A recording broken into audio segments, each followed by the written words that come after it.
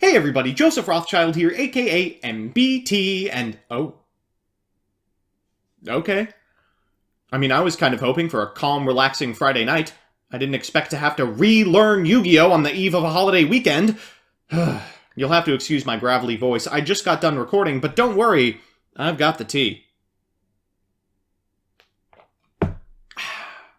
We'll be going over all of the things that were revealed today. We've got a new master rule, a new card background, a new rush format, a new app for Yu-Gi-Oh!, and a new anime. I know you all have important Reddit posts to write, so let's get right into it. First, the Master Rule update from Jump Fiesta. This comes from the organization. A link to everything I referenced today will be in the description below. As of April 1st in the OCG only, Fusion, Synchro, and Xyz monsters will be summonable to the main monster zone in addition to the extra monster zone. The rules for Link monsters will remain the same. You are not limited to one of each. For Pendulum monsters, they are almost identical with one small change. Face-down Pendulum monsters in the ED such as Nirvana High Paladin can be summoned to any zone the first time, but when Pendulum summoned back to the field from the face-up extra deck, they must be summoned to an EMZ or a zone a Link monster points to. First of all, I'm glad that last stipulation is here. I would hate for Pendulums to go back to Master Rule 3 with Electromite. Secondly, I don't know how I feel about this. It feels like it invalidates the entirety of Link Monster's identity, but maybe that's a good thing, given how it sort of floodgated all old decks from the metagame. At the very least, it's a small buff to Thunder Dragon, a deck I own in paper, so I'm in favor of it. Next is the new card back, and here it is! Boy, is that pretty. Now note that this won't be used in the normal card game, only in the side format Rush Duels. Now you're going to see a lot of posts on Reddit about how ugly this card frame is, and it can't hold a candle to classic Yu-Gi-Oh! Ignore them. This card frame is beautiful. The old Yu-Gi-Oh! Card frame has a lot of problems. The attack and defense stat, arguably the most important part of the card, is the same font size as the first edition notation in the corner. You have to count each individual star like a caveman. This is the Chad card frame. All of the information splayed on the card, and all of the redundant sidebars removed to showcase the art. It looks excellent, and I think that Yu-Gi-Oh! Players will come to regard it as Magic players regard the new modern card frame. They hated it at first, but they grew to love it. Treetop Duelist, the inventor of Trinity format, has a very interesting series of articles on how Yu-Gi-Oh! Allocates space on their individual cards. This GIF shows a Cosmo Dark Planet and all of the relevant information highlighted in orange and green. Look at all that wasted space. Even if you use the art as identifying information, there's a ton on the sides and right under the art that just isn't being used. That's not so on this new frame, and just look how they compare. This is Gagaga Magician, this is the new card, and there is just no comparison. Next is Yu-Gi-Oh! Rush Duel information. So, like Speed Duels, Trinity format, and the ever-popular Generation Duels, this is going to be a new way to play Yu-Gi-Oh! According to the organization, the main concept is that it focuses around Rush Duels in the new anime. These, from the brief Q&A at the Jump Festival, is a new concept created by the protagonist, whose name is Yugioh. Apparently he doesn't like the concept of rules, he's an anarcho-primitivist, but rather building his own road forward. We quickly learned that Rush Duel will be introduced as a new product for the OCG, and likely will make its way to the TCG as well. The product branches into the existing 11th product season of the OCG, and matches the premiere of the Yu-Gi-Oh! 7's anime, along with the application of Master Rule's April 1st revision. The three characteristics of Rush Duels are, first, they use specialized cards. These are easy to interpret and very attractive. I don't know what that's supposed to mean, but that is a daddy.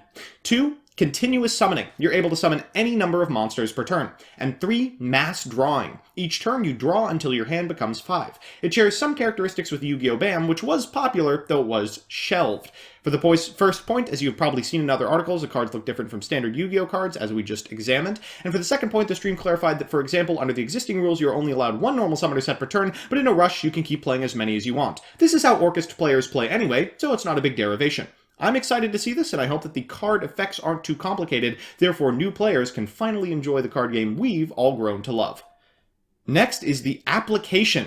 Now, Yu-Gi-Oh! Has been long overdue for an official application. We've all used, I think, the same couple of unofficial apps for the last decade, and Yu-Gi-Oh! Neuron fills that gap. It's a new app to aid duelists. It functions as a calculator, it keeps track of life points, it can roll dice, toss coins, and acts as a timer. That's important. There's also a log for changes to life points should a judge come by.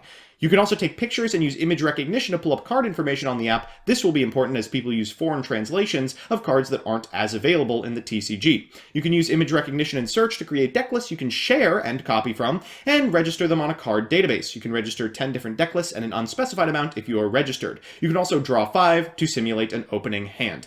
This is exciting! Finally, Yu-Gi-Oh! Is kind of making it into the 21st century. It's late, of course, but always appreciated. And finally, there is a new anime. It's called Yu-Gi-Oh! 7s, and it focuses on rush dueling. Let's watch the trailer. Get it? 7s. So what I love about these Zatch Bell-looking protagonists is that they're simplistic. One of the problems I had with Yu-Gi-Oh! Vrain's character design is that they're all over the place. They're just sprawling with these incomprehensible angles all over all of their clothes. These are normal characters. The monsters they summon are easy to distinguish.